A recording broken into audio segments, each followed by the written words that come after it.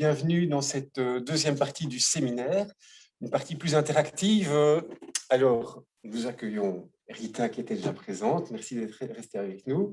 Albert, même chose. Dominique est sans doute aussi avec nous à distance et donc pourra intervenir le cas échéant. On accueille en plus Céline et Véronique, toutes les deux très actives dans le champ pédagogique de leur fédération, mais pas que, aussi pour l'ensemble des CISP. On travaille beaucoup au sein de la commission PEDA et du GTPEDA ensemble depuis de nombreuses années. Pour cette partie plus interactive, d'abord, on a besoin que vous posiez des questions par le chat. Pour vous permettre de réfléchir à quelles questions poser, on va d'abord vous proposer un outil un peu plus interactif, un peu plus ludique, qui s'appelle WooClap. On va, grâce à ça, travailler aussi à notre fracture numérique personnelle. Alors, Charlotte vous a partagé un QR code, mais aussi un lien web. Ça vous permet d'utiliser de préférence votre smartphone. Vous scannez le QR code qui va vous amener directement sur l'application WooClap. Si, comme j'en connais certains, vous êtes réfractaire à tout ce qui est nouvelles technologies et vous avez encore un vieux téléphone complètement ringard, alors vous pouvez aussi essayer d'utiliser la fonction de votre logiciel navigateur et donc vous copiez le lien hypertexte dans votre navigateur qui devrait aussi vous amener sur l'application WooClap sur Internet, mais ça va être compliqué de nous voir en même temps qu'être sur WooClap. Donc franchement, si vous avez un smartphone, c'est mieux. Voilà, alors on a 3 questions qui vous sont préparées via WooClap. On va les passer en revue l'une après l'autre. Je voulais, juste avant de passer à ça, quand même, me permettre un petit avis sur ce qui s'est passé juste avant, la présentation des témoignages. Moi, je voulais vous dire, en tout cas mon avis, dans cette période hyper morose où on a l'impression que rien ne va bien, entendre 3 acteurs du secteur qui investissent dans des nouveaux projets, qui nous donnent des nouvelles perspectives. Moi, j'ai trouvé ça dynamisant, inspirant, et j'espère que, franchement, ça transparaît aussi via l'écran, parce que ça fait du bien, vraiment, ça fait du bien. Et au-delà des traditionnelles bonnes idées, bonnes recommandations qu'on prend de Nouvel An, mais peut-être que c'est une façon de les ancrer très concrètement en vue, par exemple, du réagrément. Voilà, merci beaucoup, en tout cas, aux 3 intervenants pour cela. Je ne sais pas pour les autres, mais en tout cas, moi, ça m'a fait du bien. C'est déjà ça. Voilà, alors, on est prêt pour le questionnaire WooClap. Est-ce que vous avez tous, ou à peu près tous, pu vous connecter sur... c'est trop loin, je ne vois rien du tout. Donc... On a déjà des gens qui ont même répondu. Ah, on a dit... Ah oui, voilà. Donc, la première question, je vais la dire avec vous. Selon vous, dans la perspective des métiers d'avenir, faut-il créer de nouvelles filières de formation ou adapter les filières existantes ou les maintenir en l'état? Ça peut être des « et » ou des « ou », donc vous pouvez répondre à plusieurs questions. Et surtout, n'oubliez pas de valider, parce que sans ça, vos réponses n'apparaîtront pas. Je suis fort embêté parce que je ne vois rien du tout de ce qui se passe. On m'a proposé de rebondir sur vos réponses, mais elles sont tellement loin et petites que je ne vois rien du tout.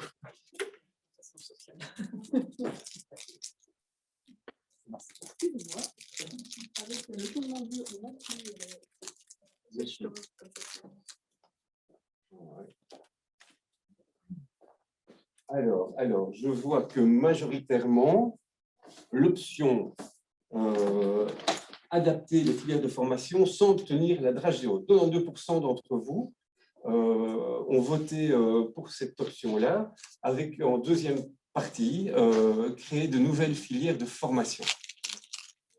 Par contre, maintenir les filières de formation telles qu'elles existent aujourd'hui, donc une position complètement, je ne sais pas dire comment. Statu quo. Statu quo, voilà, ne sont pas. Et ça nous plaît, ça nous plaît. Est-ce qu'il y a une réaction par rapport à ça? Ça vous étonne que le secteur a plutôt envie, d'une part, en priorité d'adapter les filières existantes, et puis, dans un deuxième temps, éventuellement, créer des nouvelles filières de formation en tant que telles? Qu'est-ce que vous avez un regard là-dessus? Ça vous surprend par rapport à l'ADN du secteur? Non. Non? Tu parlais d'enthousiasme tout à l'heure, ça l'illustre. Donc, ça veut dire qu'à un moment donné, nous sommes dans un secteur bouillonnant qui a envie de se remettre en question, de faire évoluer ses pratiques. Donc, foisonnant d'idées. je partage votre avis. Je me demande même si les 4 qui ont dit on reste, on touche à rien, c'est pas juste pour amener un peu de nuance. Vous savez, c'est comme les votes dans les autocraties. Il y a toujours 5% de gens qui n'ont pas voté pour le nouveau régime totalitaire. Je me demande si c'est pas spontané dans ce sens-là. Bien, je vous propose alors de passer à la deuxième question. Selon vous, alors ici, le processus de réponse est un peu plus compliqué. Vous allez avoir différents items auxquels vous devez tous répondre. Et donc, vous devez répondre en décernant 1 à 7 étoiles pour chaque item. 1 étoile, ça veut dire vraiment, c'est pas bon. 7 étoiles, ça veut dire super, c'est vraiment la bonne voie. Alors, selon vous, sur quel levier faut-il agir prioritairement? Surtout, ne rien changer. 1 ou 7 étoiles. Il faut changer d'abord l'organisation, la durée, les modules, les contrats découvertes, etc. Ou encore, il faut surtout et avant tout travailler sur la pédagogie et les compétences. 4e possibilité, développer des partenariats avec d'autres opérateurs de formation, passerelles, formation concomitante, etc. 5e possibilité, renforcer les liens avec les entreprises. 6e, créer des emplois d'insertion. Et enfin, renforcer la communication du secteur CISP vers l'externe. Donc, je redis, vous devez voter pour tous les items et valider votre choix. À vous de jouer.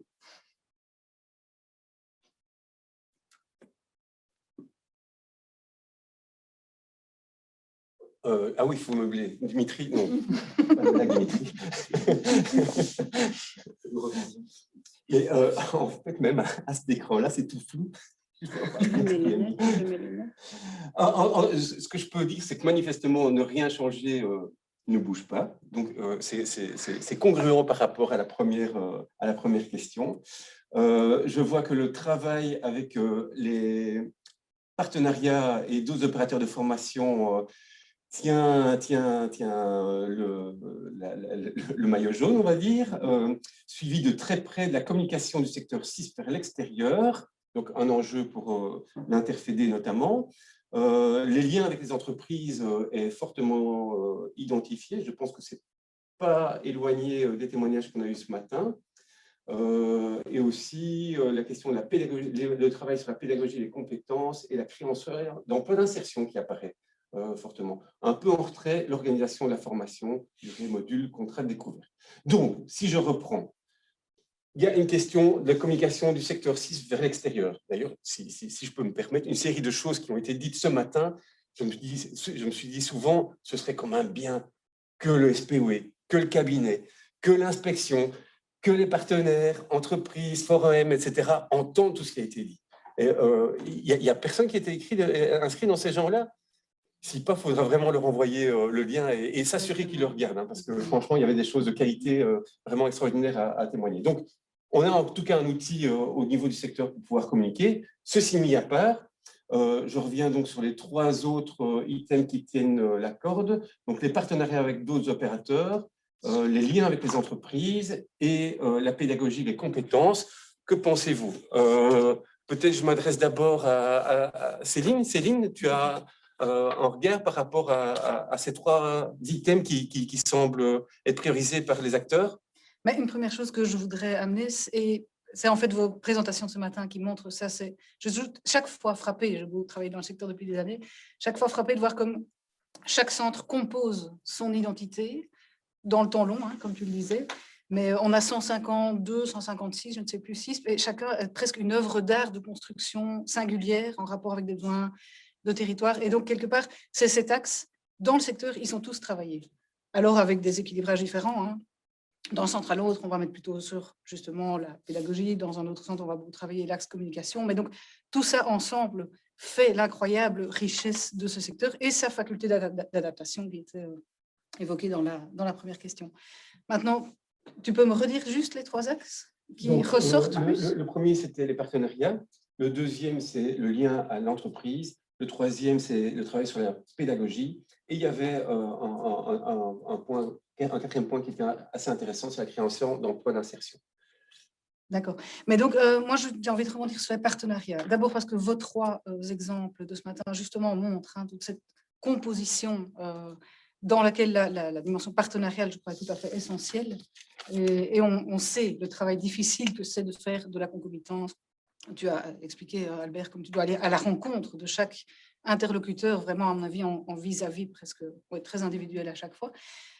Et donc, cet axe de partenariat, justement, en fait, le plan de relance wallon, les nouvelles propositions qui sont faites vers les CISP, les moyens qui vont aussi arriver vers le secteur, c'est un des axes qui va justement être encouragé via des appels à projets.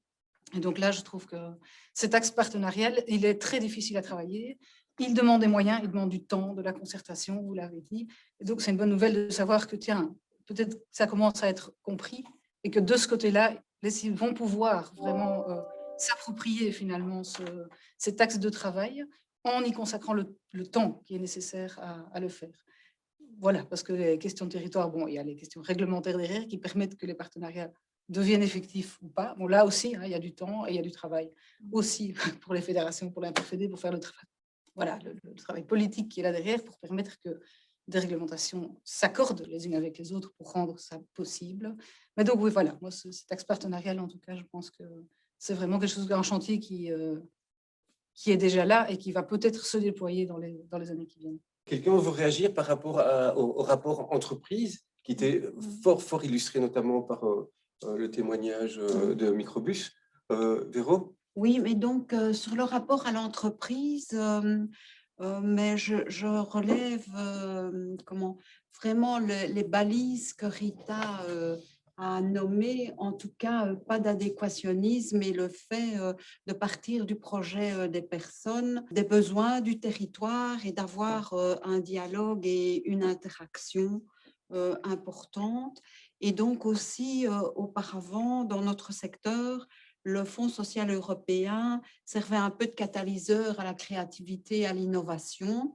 Ça a un peu, ça a un peu disparu, mais c'est vrai que tous les témoignages de ce matin montrent combien les fonds sectoriels peuvent être, d'abord, disposent de moyens européens qu'on n'a plus et peuvent être des catalyseurs et des partenaires.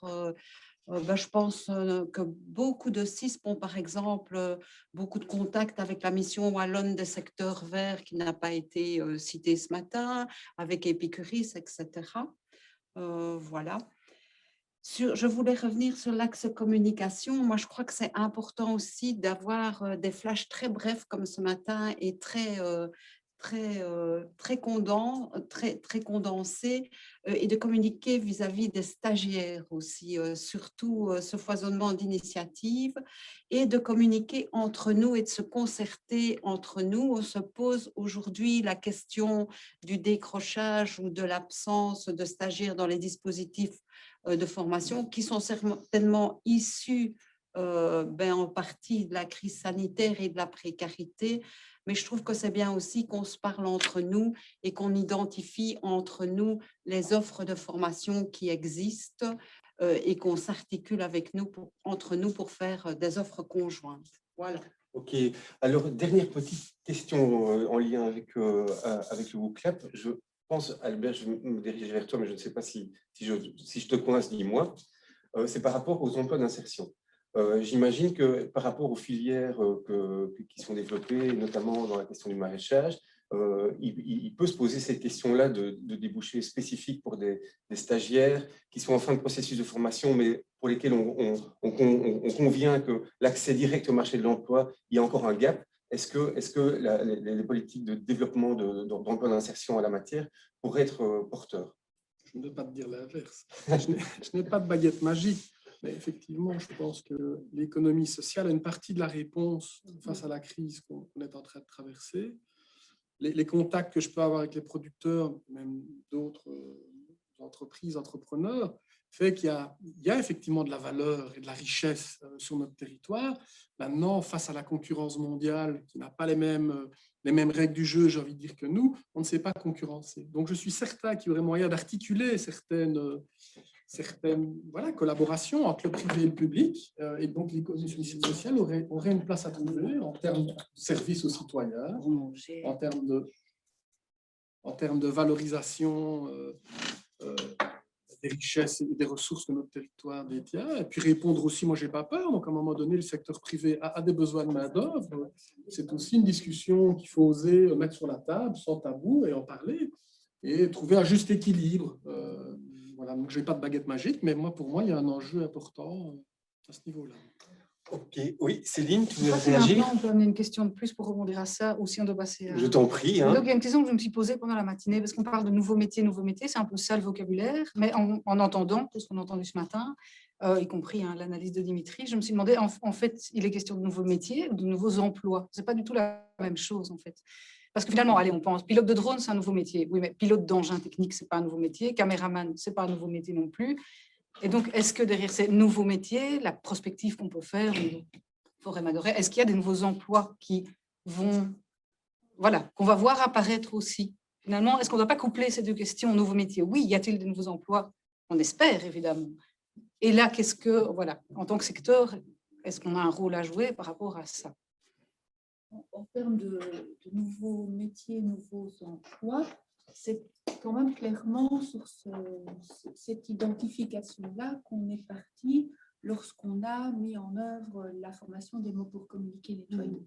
Parce que cet emploi se révèle d'ores et déjà pertinent parce qu'il y a aussi une évolution du contexte sociétal et politique qui veut privilégier le maintien à domicile des personnes dépendantes. Donc, les aides ménagères, les aides ménagères avec lesquelles les sociétés d'aide et de soins à domicile travaillent sont des personnes éminemment compétentes, mais qui n'ont pas nécessairement eu la possibilité de se former à la dimension, je veux dire, relationnelle et sociale. Et c'est vraiment par rapport à ça qu'il y a une plus-value, qu'il était intéressant, même pertinent, de questionner et à propos de laquelle ce carnet pédagogique a été mis en place par la promotion sociale. Donc, on est à la fois sur un nouveau métier, mais on est également à la fois sur des potentialités en termes d'emploi qui vont en progression. Ok, alors Dominique, que je ne vois pas, je pense que tu as un complément à apporter par rapport à ces questions. Oui, merci beaucoup.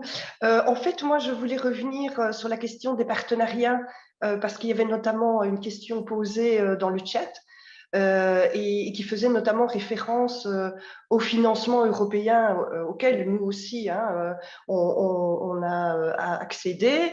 Mais effectivement, aujourd'hui, les financements européens, ça pose de gros problèmes. Je voudrais ajouter en fait que les partenariats que nous établissons, notamment avec les fonds sectoriels, il s'agit surtout d'un financement d'impulsion.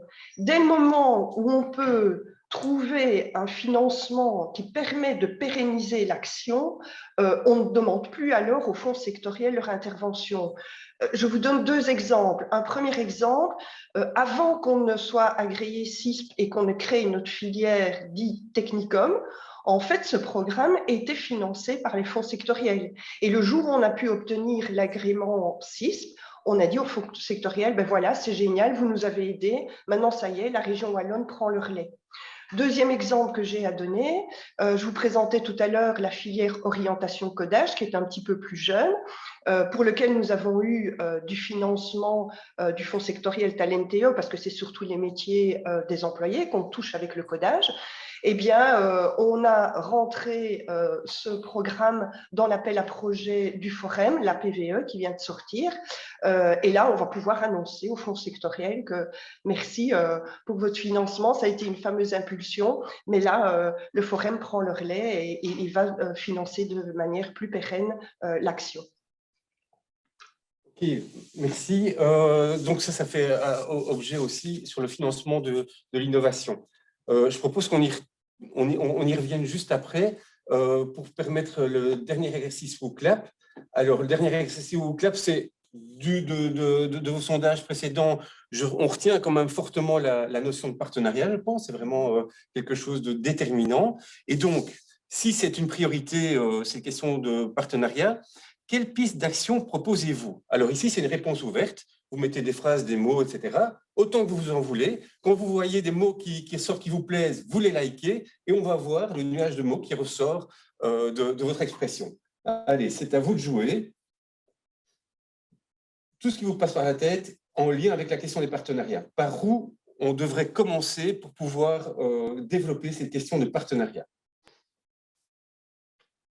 Et nous, on lance des mots dans la pièce alors. Ah ben ouais, on peut peut-être, et Charlotte peut peut-être écrire pour nous. Tu as une idée, toi, Céline? Là, comme ça, tout de suite, non, mais je mets sûrement oui, ça va venir.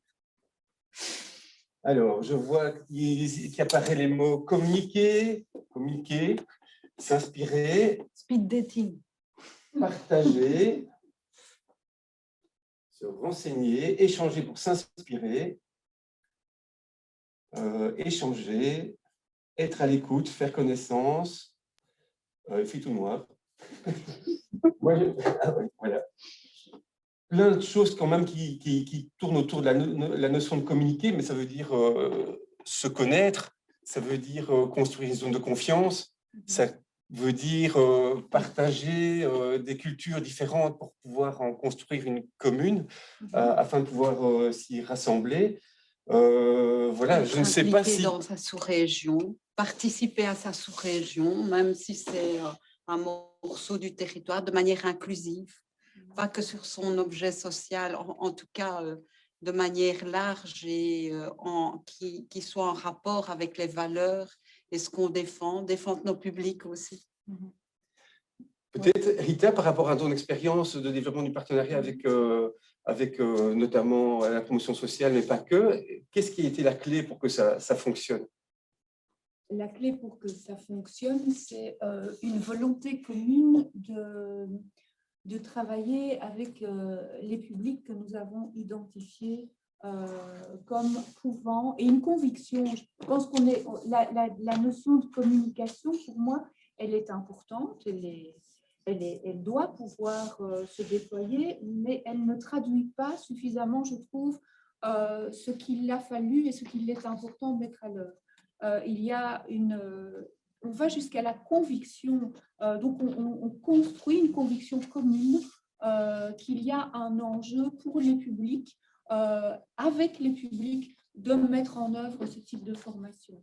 Et pour y parvenir, on doit vérifier effectivement les valeurs dont nous sommes porteurs, qui ne sont, comme tu le dis, pas les mêmes. On n'a pas la même culture non plus, mais on accepte les uns et les autres de lâcher une partie pour pouvoir élaborer ensemble une nouvelle culture qui va être en fait plus riche de tout ce que nous apportons les uns et les autres, et qui vont, ces cultures articuler, construire une conviction. Mais tout ça se fait, et on a beaucoup insisté là-dessus, il faut du temps, et il faut pouvoir se donner le temps de la concertation, et de mettre bien les choses à plat aussi. Et donc il faut la confiance qui vient souvent d'expériences antérieures, de l'un et l'autre, de l'un avec l'autre, et à ce moment-là, on parvient…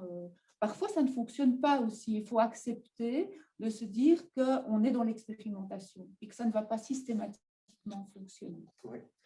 Albert, de ton expérience, tu as des choses à apporter de façon complémentaire, ou tu voudrais insister sur les éléments que Rita a amenés? Oui. J'aime bien de temps en temps citer aussi dans le partenariat, c'est les deux faces d'une même réalité. Et donc comprendre qu'on est finalement dans le même mode, mais qu'on ne vit pas par la même, on ne garde pas par la même lorgnette.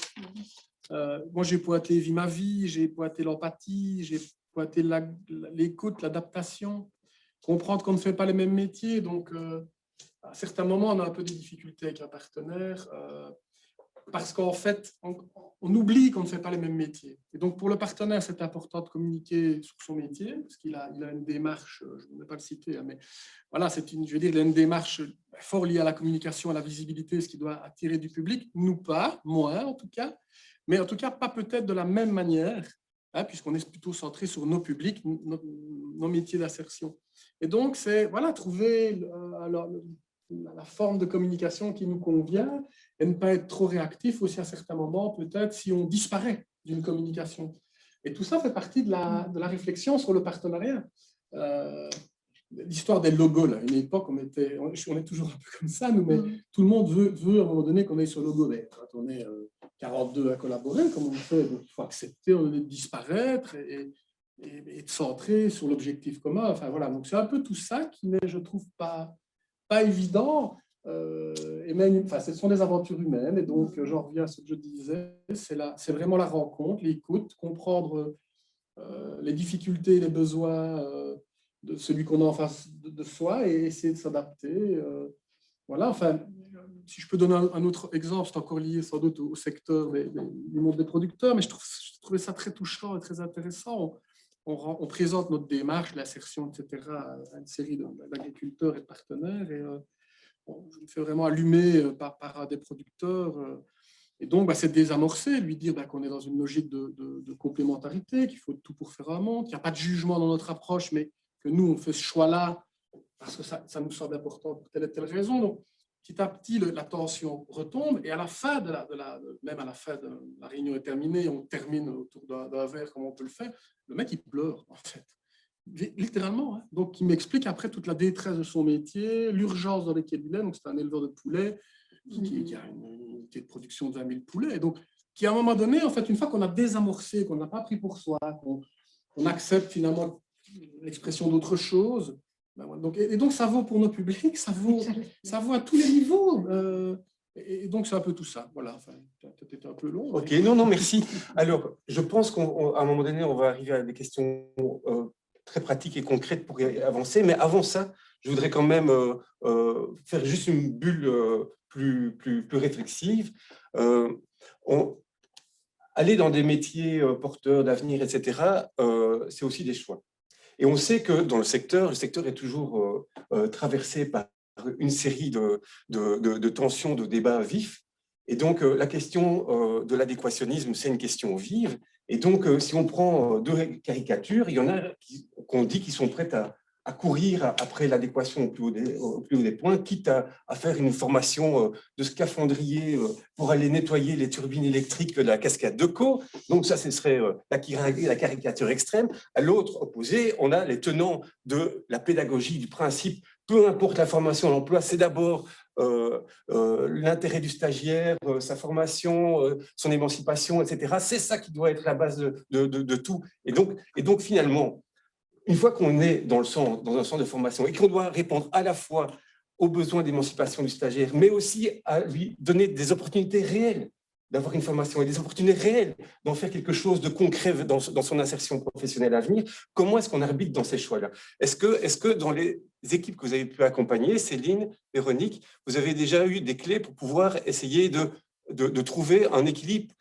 pas absolu, mais en tout cas qui convienne aux différentes équipes?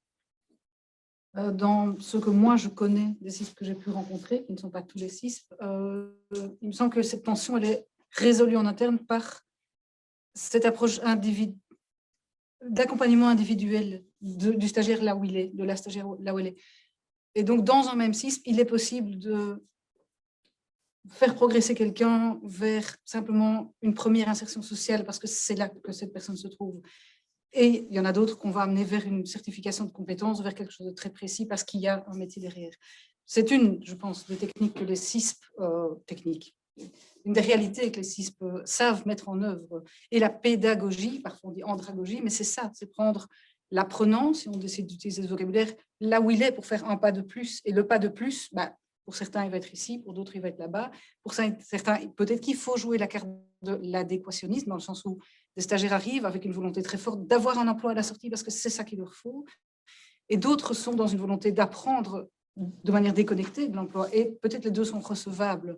Et je pense que dans la plupart des CISP, les deux sont reçus.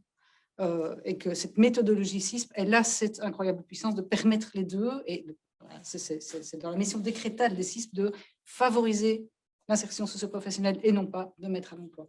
Et donc voilà, c'est comme ça que je vois la solution en tout cas, que je la vois effective, hein, pas que maintenant, il y a sans doute d'autres... Non, je te rejoins, je pense que les CISP qui pratiquent les métiers en pénurie où il y a une forte tension de main-d'œuvre, je pense notamment à l'ORECA, la construction, le nettoyage, se questionnent sur ce pourquoi ce métier est en difficulté de recrutement et mettre en place des dispositifs qui font que ce métier est pratiqué autrement et donne aux stagiaires des grilles de lecture ou essaie de trouver des alternatives. Par exemple, un certain nombre de CISP qui font de l'ORECA suite à la crise, se tournent vers les métiers de collectivité, vers le takeaway, suivent leurs stagiaires de manière très rapprochée lorsqu'ils font des stages, essaient de trouver des employeurs qui ont du sens dans leur métier et donc ne sont pas des petits soldats au service de l'entreprise. Ils travaillent plus au niveau collectif et de manière multidimensionnelle. Ok, merci. Oui, tu veux réagir? Oui, par rapport à ça, effectivement, il y a tout un travail qui passe par les contenus pédagogiques, les approches méthodologiques et pédagogiques qui sont privilégiées et qui questionnent le contexte socio-économique, qui questionnent l'emploi, le travail tel qu'il se déploie dans les secteurs. Et il y a aussi dans les CISP tout un travail d'interpellation aussi plus politique sur les cadres qui sont donnés et les emplois et leurs critères d'employabilité. Donc, il y a une attention mais il faut rester aussi, je trouve qu'il est important de ne pas être naïf non plus, dans le sens où les personnes, quand elles franchissent la porte, beaucoup ont une aspiration forte d'être autonome financièrement et d'aller à l'emploi. Et je l'ai dit dans l'intervention, il y a un grand pragmatisme aussi de la part des personnes par rapport aux possibilités, aux opportunités. Et donc, c'est ça aussi que nous accompagnons dans les centres d'insertion socio-professionnelle. Ok, donc on a eu des balises, comment faire des choix, quel équilibre évoquer. On a la notion de partenariat qui est une méthode qui semble importante pour pouvoir arriver à nos fins. Mais moi, de ce que j'entends aussi régulièrement dans les centres, c'est comment faire, comment choisir, comment sentir vers où il faut aller. Alors, on a beau donner des grandes lignées, hein, on dit il faut être attentif aux besoins économiques, de l'emploi dans son bassin, aux enjeux culturels, environnementaux, aux enjeux sociaux, donc ça c'est un peu les besoins, faire attention à l'offre, quelles sont les formations, l'enseignement, quels sont les manques, les articulations à faire, etc. etc. Mais malgré tout, méthodologiquement, concrètement, par où on commence, comment on travaille à ça, tout en sentant, je pense, en tout cas de ce que j'ai perçu, notamment dans l'expérience de devenir, qu'il n'y a pas que l'emploi et il n'y a pas que la formation, il y a aussi l'envie de participer à un nouveau modèle de société, à rencontrer des nouveaux enjeux environnementaux. Donc, on n'est pas que des acteurs de formation et d'insertion, on est aussi des acteurs de changement. Souvent, on insiste à le dire, même si ce n'est pas écrit dans notre décret, ça fait partie de nos fondamentaux. Et donc, peut-être, Albert, pour développer ces filières aussi en accroche avec des métiers en réflexion. Par où tu as commencé? Tu as évoqué à un moment donné la démarche vis-à-vis des instances bassins, mais concrètement, comment tu as fait? Le sens, Eric. Donc, à un moment donné, on peut avoir le sentiment, et je suis passé par là, enfin, je veux dire, il y a une quinzaine d'années, si tu veux, je ne comprenais plus le métier que je faisais. Ces informations contradictoires, enfin bon, à un moment donné, ces taux d'insertion, enfin bon, on est humain quand même. Enfin. Et donc, c'est le sens. C'est mettre du sens dans ce qu'on fait. Et donc là, on embarque tout le monde.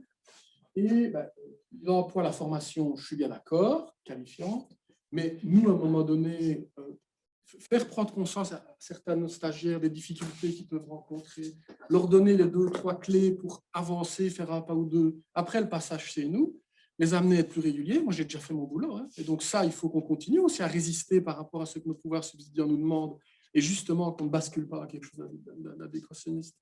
Donc le sens, et alors, donc, s'adosser à un opérateur culturel, c'est aussi recréer du désir, de l'envie, du rêve.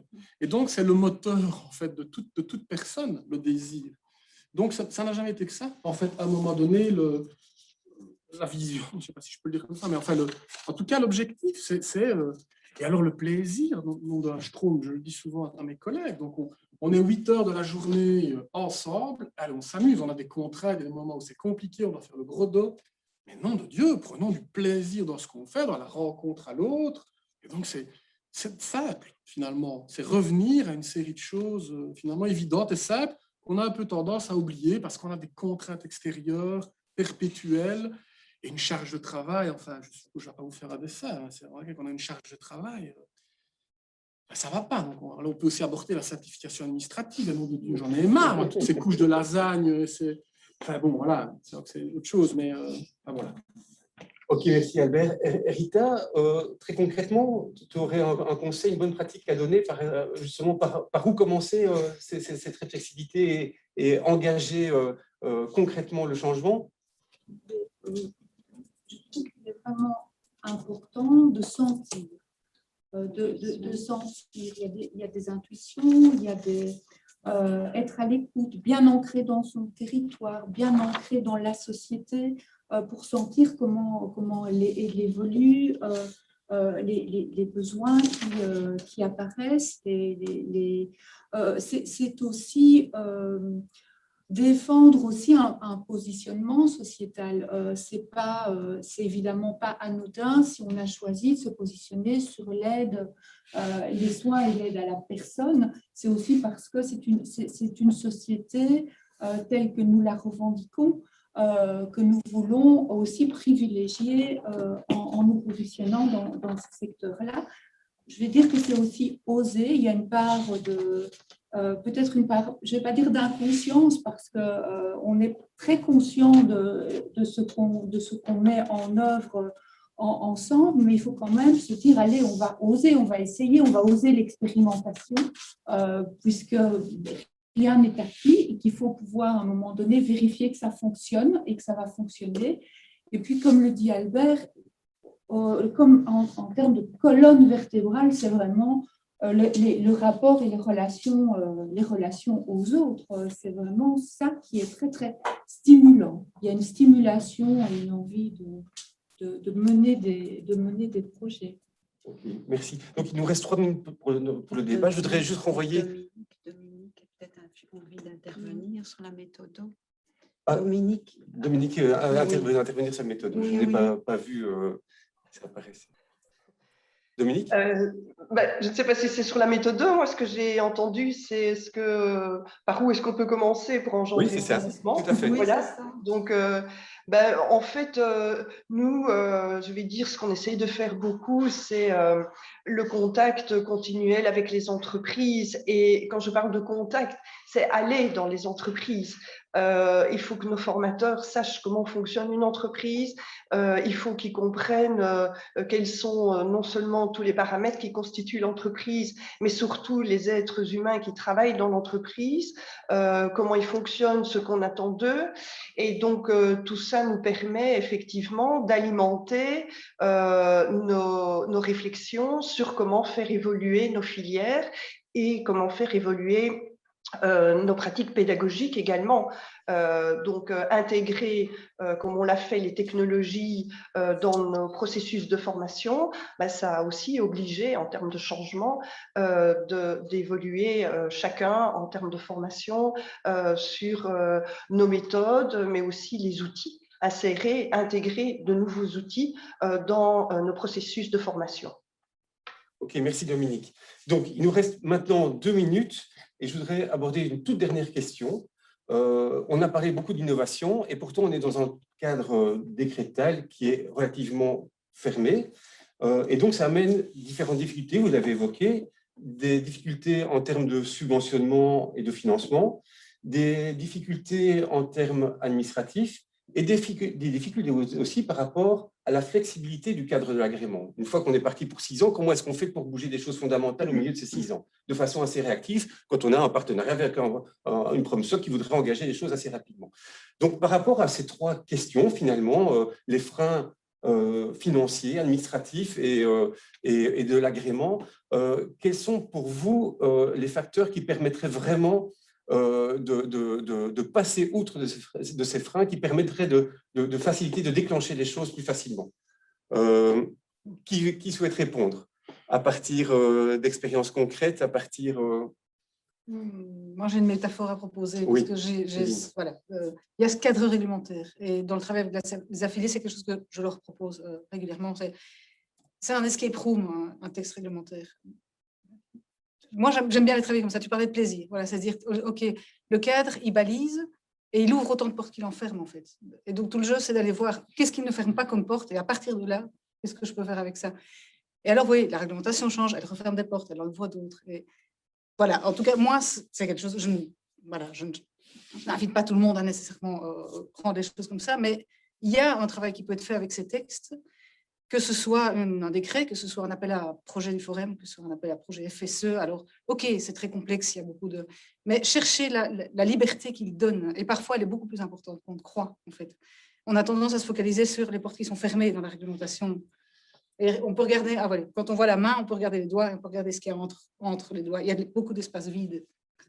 Donc voilà, moi, c'est en tout cas une invitation. Comme des matchs d'esprit, et qui permet en tout cas de ne pas se dire on est figé, on ne peut pas bouger. Maintenant, ceci dit, parfois on peut essayer d'écarter un peu plus fort les doigts. Est-ce que Rita, dans les freins, notamment en termes de financement, de subventionnement, notamment les actions concomitantes, est-ce qu'il te semble qu'il y a des choses qui pourraient vraiment améliorer les choses? Ce qui peut améliorer les choses, c'est l'acceptation de modèles différents. Le fait d'être contraint sur un territoire comme le Luxembourg, de mettre en œuvre un tandem de formation pour pouvoir travailler avec des publics mixtes, sans ça, ce n'est pas possible pour nous de mettre en place un groupe chaque année de stagiaires. C'est quelque chose qu'il est important d'interroger. Et donc, c'est comment on reconnaît la complémentarité d'expertise qui ont une valeur et qui doivent pouvoir être financées dans le cadre de l'accompagnement d'un même stagiaire. Donc, pour moi, là, il y a vraiment quelque chose. On n'est pas dans le double subventionnement, là.